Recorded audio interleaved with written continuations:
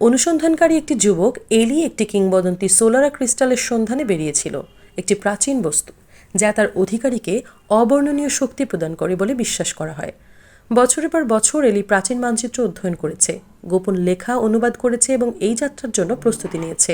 পথটি ছিল বিপজ্জনক, অলৌকিক প্রাণী এবং বিপজ্জনক ভূখণ্ডের গুঞ্জন তাকে আটকাতে পারেনি। তার কৌতূহল তাকে আরও গভীরে বনের মধ্যে ঠেলে দিয়েছিল। কয়েকদিনের হাঁটার পর এলি একটি উঁচু পাহাড়ের পাদদেশে পৌঁছল। তার পাশে একটি ঝর্ণা গড়িয়ে পড়ছিল।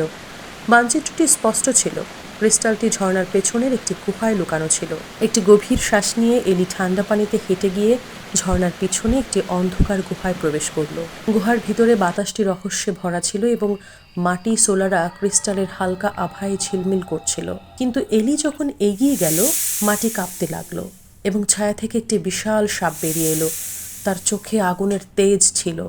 যুদ্ধে জড়িয়ে পড়ার কোনো বিকল্প ছিল না। এলি তার তলোয়ার শক্তভাবে আঁকড়ে ধরল, চূড়ান্ত পরীক্ষার জন্য প্রস্তুত। যুদ্ধ ছিল তীব্র, কিন্তু এলির দ্রুত চিন্তা এবং অটল দৃঢ় সংকল্প তাকে জয়ী করে তুলল। একটি চূড়ান্ত সঠিক আঘাতে সাপটি পরাজিত হলো। এলি সোলারা ক্রিস্টালের উজ্জ্বলতার সামনে দাঁড়িয়েছিল। তার হৃদয় দ্রুত স্পন্দিত হচ্ছিল। যখন সে ক্রিস্টালটি স্পর্শ করল, একটি শক্তির প্রবাহ তার মধ্যে প্রবাহিত হলো, একটি শক্তি যা বোধগম্যতার বাইরে ছিল।